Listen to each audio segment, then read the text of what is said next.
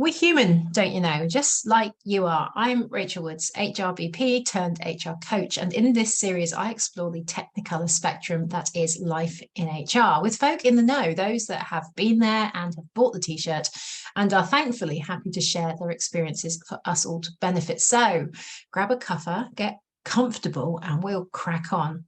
I am delighted to welcome Alexia Roberts today. She's People and Culture Director at Club L London, and she leads on all things people and talent, which is a fast-growing e-commerce business with huge ambitions, I think, as they all are.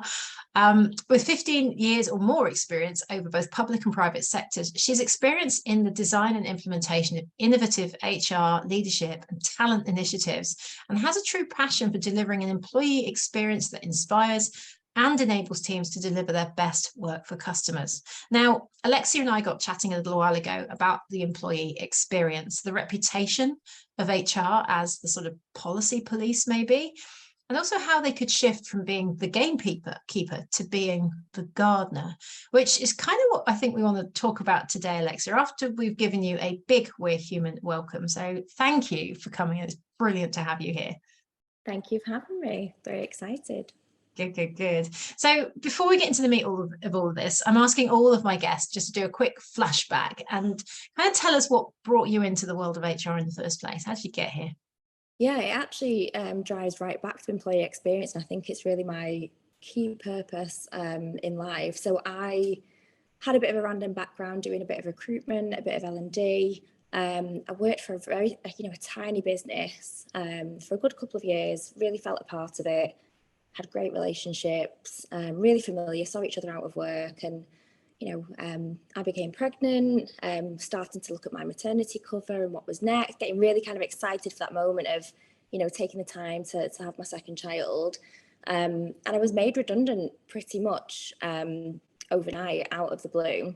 And, the process of redundancy was fine. It was what it was. And from a legal perspective, it was fine. But actually, it was how I was treated in that moment. From what was generally a very scary time in my life anyway, from going from having these really warm, open, relationships where you think that you're friends and you've got some really good working relationships there, to suddenly, having doors closed and kind of whispers behind doors and just relationships becoming very formal. I just found the whole situation really difficult. I didn't know who to turn to. There was no kind of human element to any of that interaction that I had throughout. And I just left feeling really kind of sad and lost. And I was frustrated that I didn't understand my rights and that I couldn't have open conversations about it, which would have made the whole situation a lot easier. Looking back now, they were probably terrified and had never gone through that process before as a small business, but it inspired me to then get into HR and, move away from the process element of HR and actually really consider the experience of HR and the people element in it. So yeah, that was my background really, and that's how this whole crazy life started. Yeah. that is, it's funny. That sounds, it's interesting you look at both sides of it now, because it sounds quite hurtful at the time, isn't it, when you say your doors are closing and no one's having an open conversation with you. But now looking at it and going, well, I expect they were terrified, expect they were, and I think there is that when you're scared, you go to the known, don't you? It's well, I'll hide behind the rule book then, I'll just read out or write to you with what I absolutely have to do from a legal perspective, which means you've got no recourse around, well, they weren't that nice to me, they just did everything they had to by law. That's quite the dangerous thing. Do you think that's how HR kind of get this reputation of hiding behind policies, but being these sort of policy enforcers rather than being the other humans in the workplace? What's your take on that? Yeah, and it's really difficult from a HR perspective because we shouldn't even be that kind of customer facing, in that role. It should be the leaders who have those direct relationships with the employees to kind of support the employees through whatever situation, positive and negative. We tend to get dragged into those difficult, situations because of that legal perception of trying to tie ends up. But ultimately, I think, the colder these situations are and the more difficult they are and the more structured and formal they are, the person leaving that room feels hurt and feels unsupported, sad, upset. And that tends to kind of lead to legal risks anyway. So my whole kind of experience in HR is really driving leaders to understand their role in that employee experience and be comfortable having more difficult conversations, but having them in an open and transparent way, because they've got to happen anyway. put yourself in that person's shoes and really consider what would you feel in that situation, and then react accordingly to that. Yeah, so take away the fear of saying the wrong thing, which is usually the thing, isn't it? Is I don't want to have this conversation because I might say the wrong thing. But at the same time, well, that in that case, you could say I'm putting pressure on HR to have to say the right thing because you're the professional, you must say the right thing. And actually, sometimes there is no right thing to say. There's a legal thing to say. There's the human thing to say, and who's that coming from? And I think if I ten a penny when the minute you say, well, HR are going to be at this meeting, it puts a whole different slant on the meeting. It could be something quite informal and low key. The minute you say HR are going to be here, what's the employee experience, the expectation then? I guess it depends how they perceive their HR department, but it adds that level of formality, doesn't it? And all this is serious because HR are going to be here. HR are going to be here because your manager's being a bit of a chicken, frankly. Yeah, it really doesn't. It puts those barriers up straight away. And it's something that I've always been really conscious of in those kinds of meetings, and being clear on, what my role is. And I think being vulnerable in those meetings as well, and being quite open in acknowledging how difficult the situation is, giving people time to, think and ask questions and reflect and, be emotional, give people time to sit and cry for 10 minutes if they want to, give them space. It goes back to the positive meetings as well, just being vulnerable and being able to celebrate and treating people like humans and not numbers. And I think that's key. I'm not a fan of policies and processes. Can I ask that actually? I love consistency though. I think that's the thing, is policies and processes are awful, but they give you the bare bones of something to follow. But that's what they should be. They should be guiding lights to kind of follow something from start to finish and to try and deliver experience consistently so that it's fair and equal for people. It doesn't mean sitting there and going through, a process and policy and reading a script and, adapting really formal language and speaking to people. So it's really about, for me, trying to give managers the confidence to have conversations and, for it to be okay to get things wrong, because you're always going to get somebody that has been treated really unfairly, or, feels so strongly about that employment situation that they will take it further. They will, want to, raise a grievance. If even, worst case scenario, go to a tribunal, leave horrific Glassdoor reviews. You will always get those people. But to be honest, it's quite rare. And if you do get those kinds of people, it means something, very, very wrong is going on from a cultural perspective, and need to take a step back and look at the bigger picture of the culture. It's interesting, isn't it? I always kind of think back to when you have an organization who is quite reliant on policies, and there is some comfort in that, isn't there? There's some security for employees and HR, I suppose, to have those policies there so that everyone understands what's expected and what will happen if.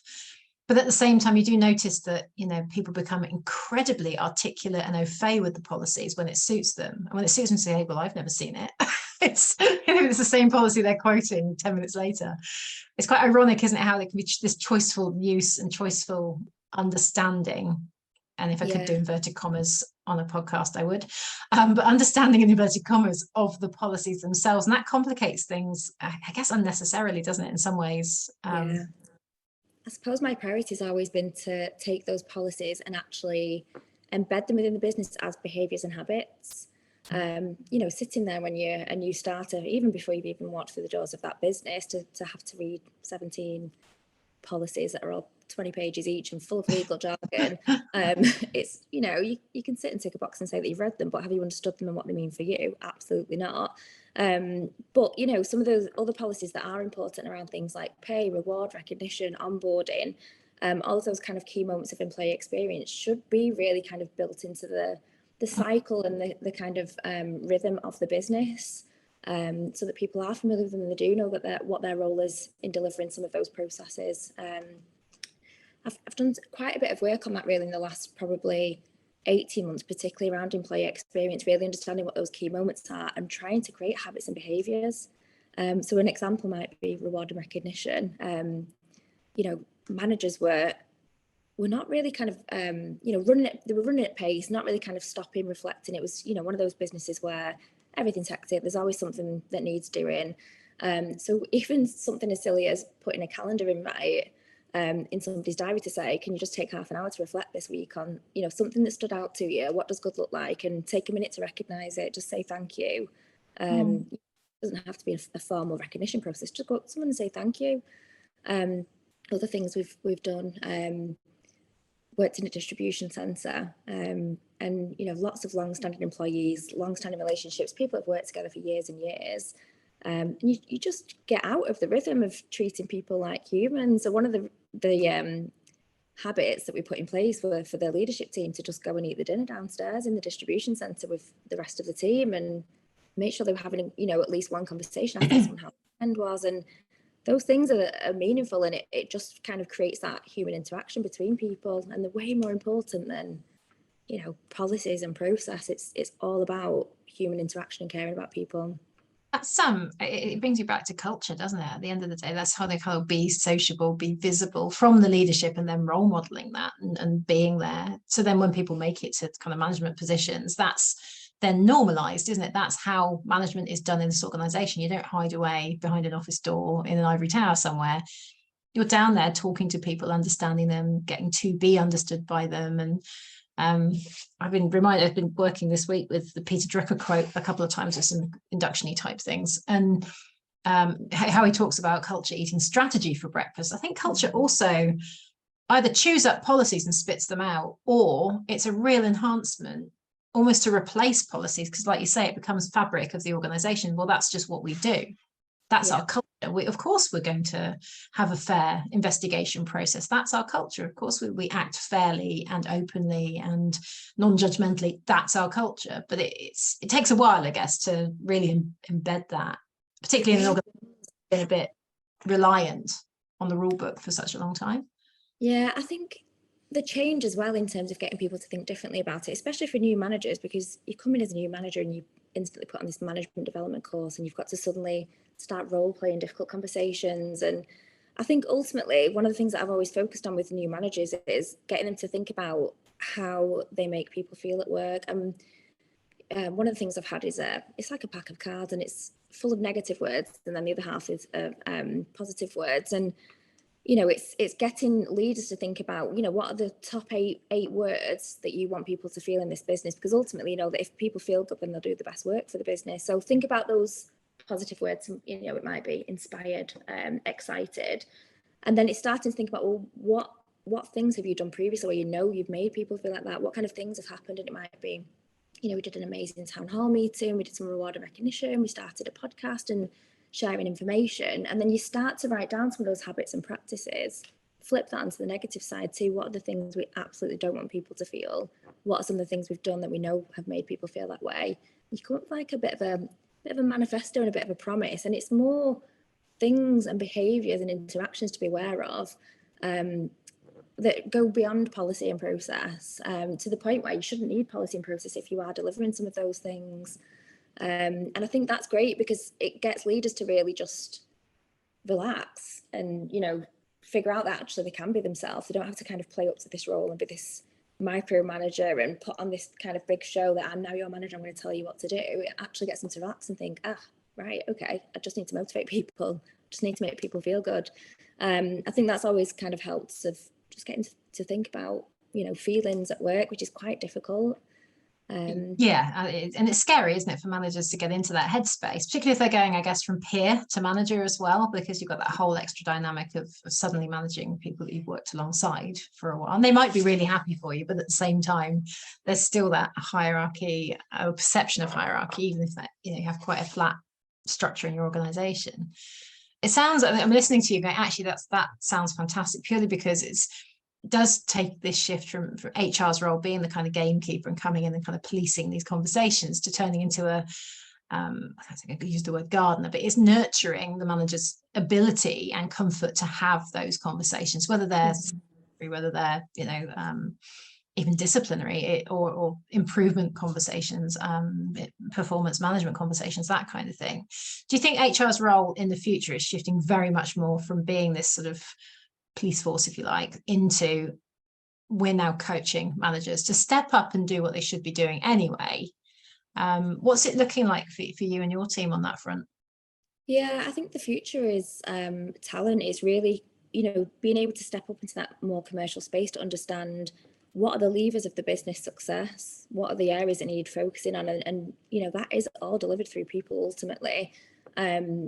Really kind of getting managers to coach and develop and have really good career conversations to keep people motivated, to keep them engaged, and to make sure that we are using, you know, the most of people's skills at work, because, you know, that whole talent piece, it's very, very difficult. But, you know, the working environment, people are not expected to kind of stay in roles. There's so much choice out there at the minute. The market's going crazy, and you really want to, you know, drive talent that's going to want to stay with your business and, you know, develop and grow and have a great experience there. So I think the role of HR is really to kind of help managers nurture that and see their role in it, and be able to elevate some of those key moments. So particularly around things like performance conversations, setting really good, strong, challenging stretch objectives to keep people on the feet and motivated, and constantly be looking at it and constantly reviewing it. And that's not something that most managers do, because ultimately you find in most businesses, particularly smaller businesses that have grown quite quickly,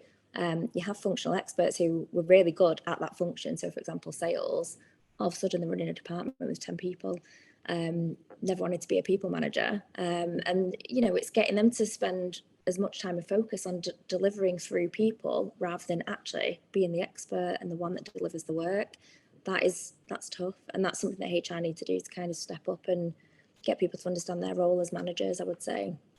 Yeah, it's that whole different. I mean, you've added another element in that dynamic there, isn't it? So one thing to be a new manager of one other person. It's another thing to step up and suddenly have a team, because you've got all of these individuals who need to work together as a cohesive unit. You may or may not be. I don't want to say a people person, because I don't think you have to be a people person, but you may or may not be as curious or interested in that side of the work that you need to be doing, as you are about the technical stuff and the things that you're really passionate about, which might be, you know, data, or it could be systems, or it could be innovation. And yes, you know, this team is absolutely a bonus in order to drive that and make it happen, but only if you're prepared to put the time in, right? And to get to know them and understand them in that new kind of manager employee or manager direct report dynamic. It's quite a scary place, isn't it, for somebody to find themselves in without, if there is no support. So what would you say was, say if I was I don't know, relatively newish to HR, some experience in an HR sort of management space, I start in an organization and I notice that actually there's an awful lot of promoted managers, techie managers. I don't want to pick on data or IT or finance or anything like that, but ultimately they are technical experts in their field. They might even be sales or marketing or that, but they are very great at doing the do operationally. And what would be your biggest tip for helping them step out of that and get into, and what can HR do, or that HR that scenario?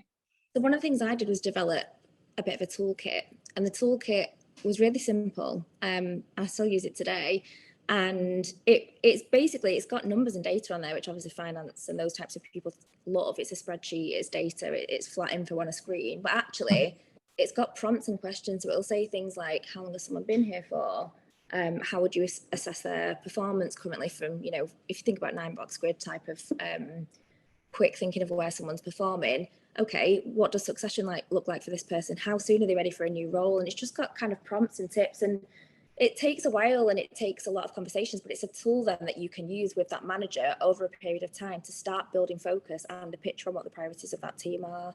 You know, things like understanding, especially with tech people and finance, they'll have people in their teams that are, you know, that number one person who has a ton of knowledge in their head. Actually switching that conversation, so you've got this person who's absolutely brilliant, your absolute go-to person. What happens if they decide to leave tomorrow and never come back? What does that look like for the rest of the team? What does that look like for your role? And it just kind of brings situations to life, and it gets them to start thinking about the risk of the team and some of the kind of key focus areas without having to focus on everything people management. It's, here's your team, here's the real key things that you need to be focused on as a manager, rather than this one size fits all HR approach. That's your focus now for the next 12 months. What does that look like for you and your team? That's an interesting thing to do, isn't it? And it quite cleverly prompts them to stop and think how much they actually know about the people they're working with. If they've worked with them for a while and they've been promoted, or they're just coming in new and they work along for a little bit, and you offer them something like that. And it's not saying you haven't done this, and you're not quizzing them, but you're saying, actually, this is some tools that help you with X, Y, Z. And then we sit there listening, go, God, I actually don't know how long they've been here. Yeah. I don't know what their aspirations are. I don't know what they want to be. This person that I do rely on heavily, you know, I would be lost without what do they want to be? What do they want to do? And if I keep them, you know, held back and held down in that space, what does that then mean for me? Because they'll become demotivated. They'll become one of these, I know we're hearing about quiet quitters all of a sudden. They'll stop doing their job as well, maybe.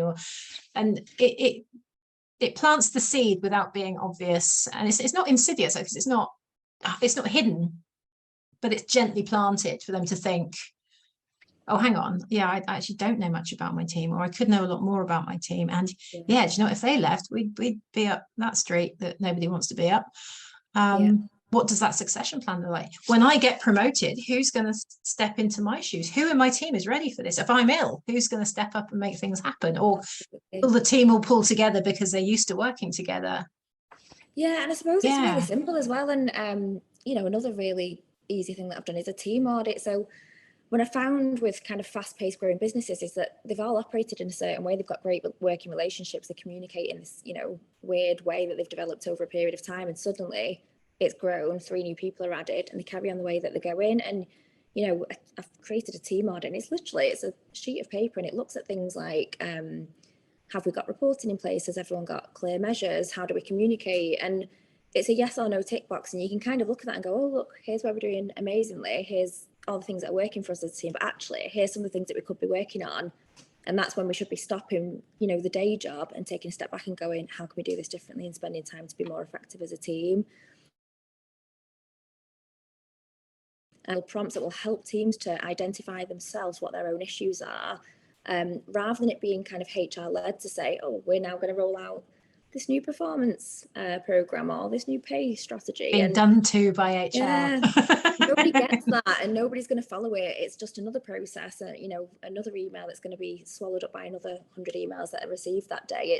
It's getting them to understand really what the key focuses are and some of the quick, easy, you know, ways of support that HR can intervene to really kind of drive their team forward. So yeah, I suppose it's more of a coaching stance, and it's more poking gently and slowly, but being consistent and making sure that those conversations continue to happen. And, you know, they're on the agenda, those tools are on the agenda, and it's something you always, you know, talk about.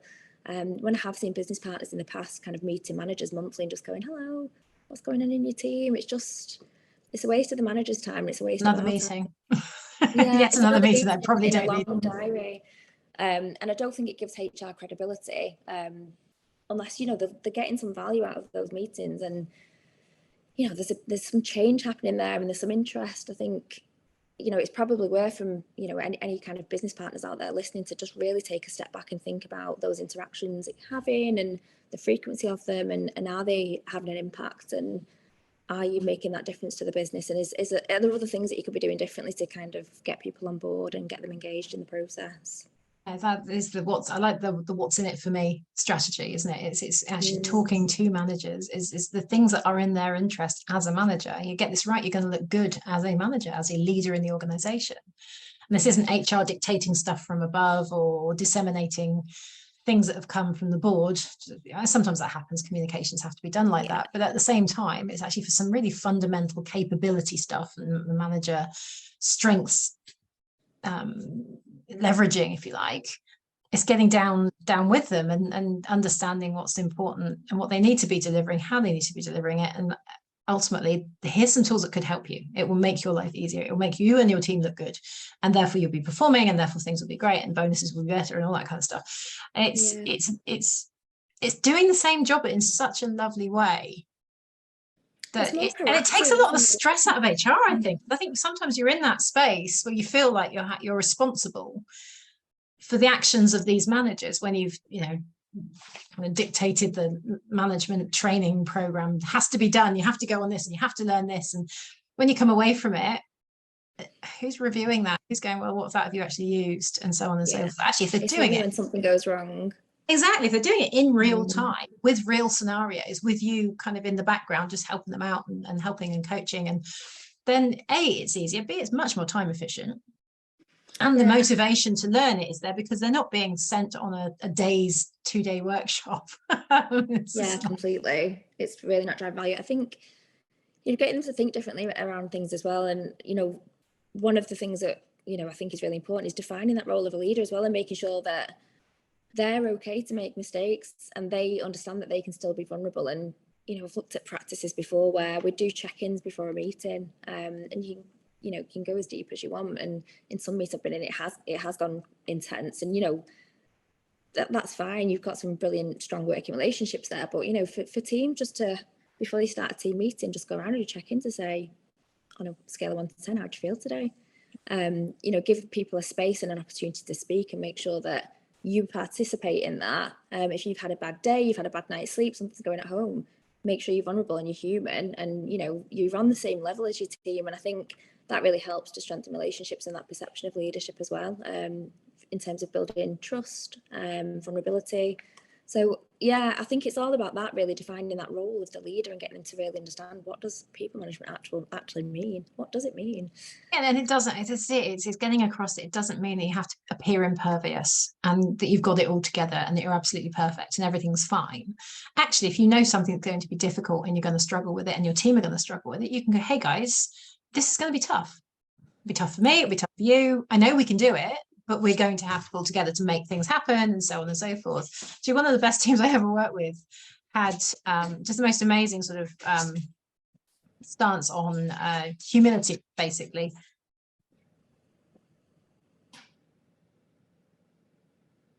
And ultimately they had what we call the Dumbass Cup. So this was a cup, but when we made some almighty cock up, and there was an HR team, to be fair, and let's face it, in HR we make cock ups every now and again. We say the wrong thing, we've said something in the wrong way, it wasn't meant, but it happens, and you think, oh, take one foot out before you put the other one in, Rach. And I've been awarded, and you self-awarded. This is the thing, the Dumbass Cup could not be given to you. You could award it to yourself, and it was a little plastic trophy I think we got from a supermarket somewhere. It was a bag of 10 basically that we got for something else, and it was left over. But it was one of those, almost a point of fun and humor and trust, again, because you could kind of fess up to something that had happened. One of my peers, bless her, she managed to shred some disciplinary notes by accident, and you could hear the shriek from across the office when it happened, and oh my god, I can't believe I just done that. And she literally walked to my desk where the Dumbass Cup was proudly displayed on top of my laptop and took it. I went, oh my god, what have you done? But it was one of those things that we could laugh about later, because we realized she had actually at least scanned them, so they weren't lost forever. But ultimately it was one of those, you just kick yourself in the head and beat yourself up, but actually if you kind of can share that with the team. And and I got to say, our HRD at the time probably had the Dumbass Cup more than the rest of us, because she'd very, very happily go, oh, I had this meeting with so and so, and I said this, and I just realised that was just totally the wrong thing. It came out the wrong way, and then I know I went to as the HRD after her, and we had this thing called Chatter that was a bit like Twitter, that we could call, it was an internal comms platform, if you like. And I went to say, oh, there has comms to go. I said, oh, I'll go and put it on Chatter. And I went to say Twitter and Chatter and combined 2 words. So it came out really rude. And she looked at me just stony faced for a second or two. I went icy cold, like, oh dear. And then she laughed and she went, get the cup. It was like, fine. So it was all good. I mean, ultimately, she wasn't, I'd only actually been working for her for about 3 months. So it was quite a new relationship. That kind of set the tone for us going forward. And actually, we're super friends now, which is wonderful. Yeah. But that trust and that humility, and she'd quite often just walk in without saying a word. We wouldn't ever know why, pick up the cup and take it back to her office. Yeah, I love that. A lovely little, simple, so simple. I think when you make mistakes, that's when you learn. My whole career has probably been based on making mistakes. And especially from a people interaction perspective, I can't even count the hundreds of people that I've sat in front of in various different scenarios. And you just learn through those interactions. And, there's probably, 50 times in the whole career that, something's gone wrong, or it's gone in the wrong direction, and you said something kick yourself when you get home. It happens all the time, but it makes you stronger and better and reflective, and you can consider what to do differently next time. But yeah, the stories of HR, it's difficult dealing with people, and I think that's the stress of being a line manager, because there's so much more going on in the world as well that's impacting people outside of work. So it's not just work that it's not just that scenario of this person's come in and they're an employee and this is what they do all day. There's so much. They've got baggage with them. Yeah, they bring their baggage to work. There's a Yeah, so chap I called think John that Whittington talks about peacock feathers that we carry around with us, and not in a case of, hey, show off, look at me, look at me. It's like the suitcases we've all got with us, and the suite of people that are always in our ears, you know, when we behave in a certain way, we end up in a certain scenario. You know, we hear, I don't know, our parents' voices or something, or you know, or don't say that, and don't do that, and don't do this, and don't do that, and our own little internal monologues that are going off. And managers, that's a lot to deal with, isn't it? That's quite the suite of stuff to get your head around. But you don't have to know it all, but you need to be open to understanding how that might impact them. Yeah, and I think that's the other key element of that HR role, is really having the support services to be able to signpost employees effectively when they do need support and they do need direction. And that's probably the biggest issue, I would say, particularly around things like mental health support and driving resilience. I think managers personally take on a lot of responsibility for their employees' mental health when they start crossing that boundary of wanting to get to know them as humans. It's such a fine line. So I think from a HR perspective, it's really making sure that there's adequate support and training and resources out there as well to be able to support managers in those situations. It's, you know, I was a people manager of quite a large team in my last role, and every single one-to-one I'd say to my director, I absolutely hate people management. I hated it. I loved my team, absolutely loved my team, and the team were high performing. It was a great team, but I actually hated the role of people management because the kind of emotions that you have to put into those relationships and making sure that everyone else is okay, it distracts you from what you want to do. So I think it's probably only been for me the last few years where I've really, really been able to emphasize with the role of managers, because prior to that, when you get into HR, you kind of start down those traditional routes, don't you, with, you know, advisory. You might have come from a bit of a recruitment background, but you're suddenly advising directors on how to manage large teams when you've never really managed a large team before. So that for me is really kind of, I would say, elevated the way I think about HR over the last couple of years, because you can just emphasize with managers. It's a really tough situation. Yeah. I hated having a large team. I love them. And, you know, I speak to them all quite frequently now. So if they do end up listening to this, I do love you all. But yeah, it's just such a hard job. It's such a hard job, and it's so emotionally draining. And it's very frustrating. It's tough.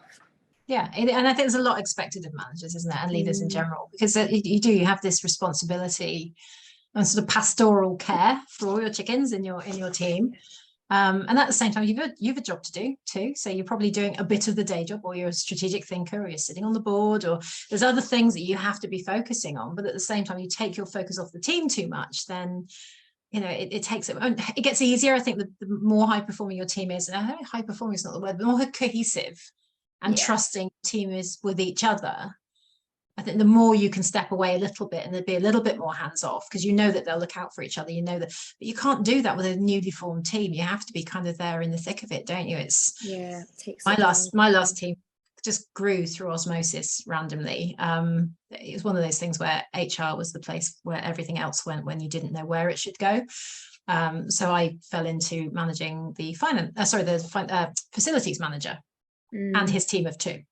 And then we picked up office services, which was reception, and you know the front of house guys, which was a team of 4 part-timers making up two FTE basically. So I've now got 4 of my own HR bods in the office. I've got an HR manager, I've got a recruitment lady, so we've got these kind of HR administrator, and I'm looking at them going, okay, who wants to take on reception? Who wants some management experience? Because I can't do all of this. Yeah. But actually, my HRM just went, yeah, me, please. And that was fantastic. And because we'd had that, I knew I could leave the 4 of them. If I wasn't there for 2 weeks, things would keep going, keep happening. It wasn't the end of the world. They were super, super great without me, which was a lovely position to be in, because it gave you that thinking space. But of course, suddenly when we had this, it was like newly into line managing, and again has been advising managers of a much senior level on how to manage. He was suddenly in a position of, oh, I'm a manager. I'm going to have to practice what I've been preaching. The good news was actually he was a very natural manager. He's a very nice, thoughtful, incredibly empathetic guy. So it worked out, but at the same time, it was being really conscious that I needed to be there should things be a little bit awkward. And of course it is. People, there's illnesses, and there's, you know, people lose people, and there's a very human dynamic there. And I think it's, for managers, I think because the one thing I would say, all of the greatest managers I've ever worked with, supported, helped, the one thing they had in common is they were absolutely okay with being properly, authentically human, and showing that vulnerability and being a normal person, taking the responsibility, taking the accountability, owning their mistakes, stepping up, calling it out, but at the same time would make the tough decisions, but for the right reason, with the right intent. And like you say, make mistakes. Of course they will. We've all done it. We all still do. We're never going to stop learning that way. I mean, I sometimes challenge people, how often, what's the last success you learned from? Yeah. Stopped and thought, what did I learn from that success? Other than, oh, that was great. Do you stop and reflect and think, what exactly did I do well then? But we're very good at going, oh, where did I go wrong? Or dwelling on it. Like, you know, some of those practices around having good conversations and open conversations with teams about their experience of work, this is where all the magic happens, and you can really start to kind of build a strong, high performing team, because you understand how to get the most out of people. You know, I didn't want to be a people manager, and you know, my role now, I've got a much smaller team, still really enjoy having a smaller team, but actually I can get more involved in the things that I do like to do, which is, you know, creative stuff around employee brand and experience. And I think it's understanding that, you know, there's no typical career path for anyone anymore. You're always going to have kind of your finance career paths and some of those more typical roles, but it's really understanding, where do people want to go, what's going to stretch and challenge them and give them different exposure and experience, and be able to kind of shift and shape and move things around. And it's all right to have a functional lead who's brilliant at what they do, that doesn't have to manage a bunch of people. They don't have to have 10 people to be a head of a department. So yeah, I think really challenging the status quo and some of these kind of typical traditional thoughts of what is the world of work. And I'm really enjoying being back in a smaller business, because it's all up in the air. You can think differently. You can treat this as, you know, forget everything else going on in the world. What matters to us and what's going to make us successful? What does the structure needs look like? What does that mean for people? And it's just exciting. It's exciting to kind of really understand what's important to people. So when talking about employee experience, it's at Bruntwood, where you know, I last worked, I was there for 6 years, and I understood inside out the whole business. I had got such good relationships, so if something was happening on the ground, I'd know about it. You'd be able to sense, you know, the feeling of the business really quickly. In a new business, it's really difficult, and it's a very, very different kind of generation of people that I'm working with. And it's been really interesting to kind of take a step back and go, what is important to people? What do they like about working here? What do they not like about working here? What frustrates them? And I just love going through that process of discovery, you know, of what is the culture? What's the start of the culture of this business? And where do we really need to elevate this? And where do we need to kind of draw back and make some changes? It's just such an exciting time. Love that. Yeah. Where is this culture serving us well? And where can tweak some enhancements to it, or so actually maybe rein back a little bit on those elements. But you're right, and it's not. So I was having a chat a little while ago, and what was disruptive HR or something. They were talking about exactly what you're talking about, is not sort of going down the traditional routes of it's all policies and And I thought, is that disruptive, or is it just shifting from old, you know, dynamics and paradigms? I can say it is disruptive. It's fresh and it's human. This is proper human HR, and not human resources, human management, human coordination, human understanding, human dynamics. It's a very, very, very human way of engaging with managers, engaging with teams, engaging with an organization as an organism, as a system, rather than as a collection of functions. And it's fascinating. I'm really conscious of time, and I'm terrible for this, and end up running over and ending up with massive files to upload. Just to close off, is there anything you'd really love to have our listeners go away as, I mean, I'm hoping they are new to HR, existing in HR, maybe a little bit disenfranchised with HR, or at the end of their career, or just having a tough time, or maybe loving their job but always wanting to learn? What's the most valuable thing that at the moment you think, actually, I'd really like to share that with the world of HR right now? I think I've switched my perception recently to really thinking of employees as consumers, and that really helps when going into a business that's specifically, you know, customer focused, because there's so much effort that goes into customers, from a marketing, from a product development, a launch. And you know, getting the business that you work within to think of employees with the same level of importance as customers really drives momentum and drives excitement around some of the things that you're doing from a HR perspective. And I think the other thing I would say is, from a HR perspective, it's getting really competitive. You know, everyone's wanting to do the cool new thing, you know, bring your dogs to work from wherever you want in the world and all of this stuff. And there's become a lot of competition. Just focus on what's right for your business and listen to your people and find out what they want. Don't try and, you know, do all these new shiny jazzy things. Just really understand what's important for people, deliver. Brilliant. I like that. I like that. Well, thank you very much, Alexa. This has been absolutely fantastic. If you like that, do subscribe. I'm sure you can get in touch with Alexia. I'll put her LinkedIn link on the show notes afterwards. There will be another episode fairly shortly, once a month, I think. And yeah, if you have any questions for either of us, then do drop some lines across. I'd be more than happy to pass them on to Alexia, and I'm sure she'll answer you if that's the case. Right. Thank you for listening, and I hopefully will have you along next time.